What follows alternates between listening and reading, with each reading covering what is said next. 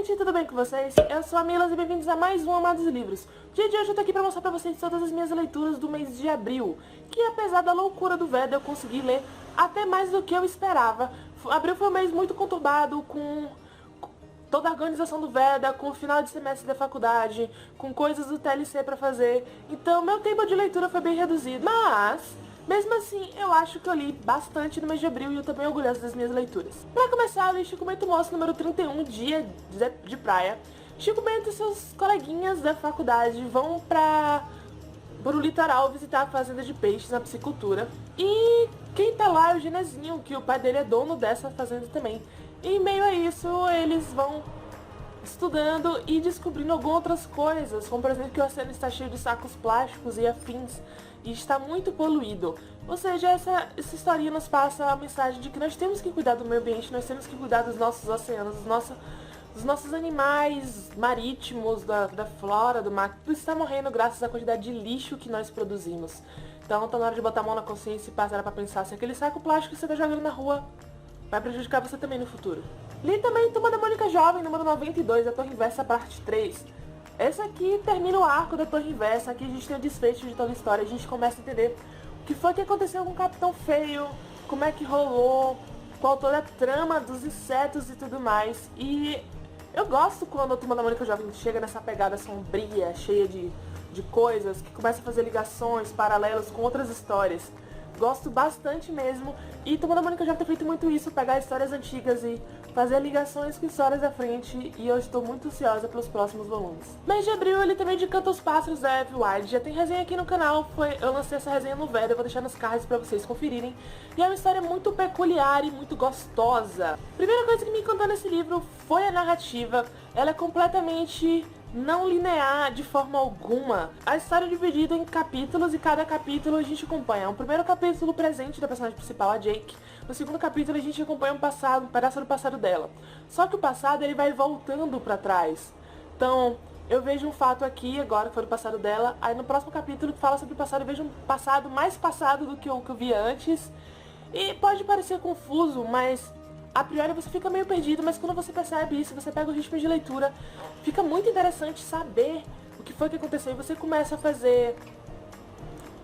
a especular sobre o que pode ter acontecido com a Jake, o que é que aconteceu, o que é que levou ela àquilo, quem são aquelas pessoas que estão na vida dela e o porquê.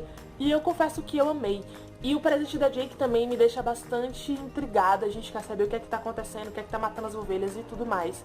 Outra leitura do mês de abril foi Cerca Invisível, da Jennifer Egan.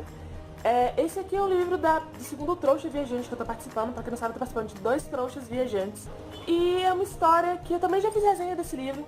Eu vou deixar aqui nos cards pra vocês, se eu passado no Veda. Mas eu devo admitir que eu não gostei muito desse livro. Ele é bem enfadonho até metade dele. E da metade pra frente as coisas começam a acontecer. E chega um momento que fica realmente interessante, mas a dificuldade que foi pra ir avançando nas leituras meio que me fez perder o interesse. E eu admito que se eu não tivesse terminado de ler pra enviar pro João, eu teria protelado bastante na leitura desse livro, mais até do que eu protelei. Porque, gente, é muito chato. Tem muita parte que é muito chato. Mas talvez ele não tenha sido o livro ideal pra mim, não tenha me tocado no momento certo, talvez possa fazer diferente com outros. O final do livro realmente fica muito interessante, muito bom mesmo, mas a autora podia ter encurtado a história e poupado a gente de páginas desnecessárias. No meu projeto de releituras eu reli Harry Potter e o Cálice de Fogo. A história realmente começa a ficar muito boa daqui pra frente. E eu vou fazer em breve um vídeo falando sobre o terceiro livro e o quarto agora que eu reli, pra vocês verem como andam minhas releituras e o que eu tô achando desse novo momento de rever, de ir novamente pra Hogwarts. E nossa senhora, gente, eu tinha esquecido como J.K. Rowling consegue ser fabulosa e fantástica e saudades. É tudo que eu tenho a dizer de Harry Potter, saudades. Está sendo muito bom reviver essa nostalgia.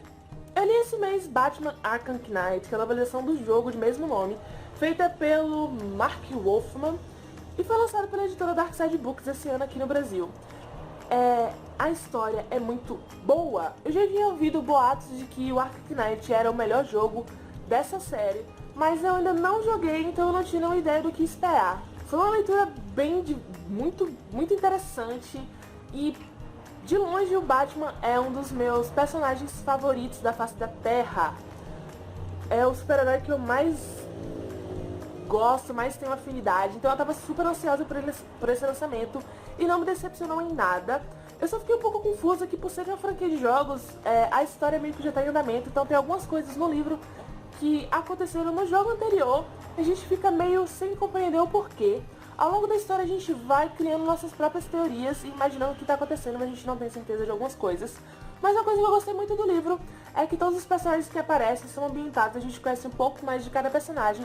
Então se você não conhece o universo do Homem-Morcego como um todo, se você não conhece bem os vilões, pode ler sem medo que no próprio livro vai ter um pouquinho sobre cada um pra você entender o que está acontecendo e tudo mais.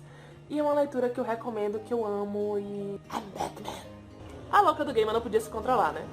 Eu li o Sandman Prelude volume 1 e o Sandman Prelude volume 2 nesse mês de abril, porque na hora que chegou eu já fui ler, porque são curtinhos e eu amo Neil Gaiman e... nossa, quanto amor. Eu pretendo fazer um vídeo falando um pouquinho mais sobre a história, só que eu devo dizer que foi algo que foi muito gostoso de acompanhar, ver novamente o Morpheus, a Death e todos os personagens que nós aprendemos a amar em Sandman aqui. E algumas coisas que a gente sabe o que aconteceu, a gente pode acompanhar por aqui, ver um pouco do prelúdio da história que acontece em Sandman e entender o porquê de algumas coisas, né? Como por exemplo a roupa de batalha do Morpheus, a gente compreende aqui do que é que foi feito, algumas histórias.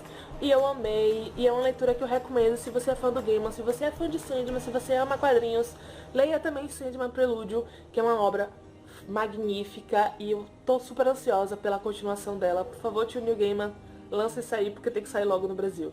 Então é isso, gente. Isso aqui foi tudo que eu li durante o mês de abril. Eu realmente poderia ter lido mais se o mês tivesse sido um pouco mais tranquilo, mas foi um mês bastante atribulado e eu tô bastante feliz com minhas leituras. Eu acho que eu li uma quantidade muito boa de livros e eu vou tentar agora em maio ler um pouco mais. Então é isso, gente. Esse foi o vídeo de hoje. Se você gostou, não esqueça aquele bom e velho like que ajuda muito na divulgação. Comenta aí se você já leu algum desses livros, quais são suas opiniões.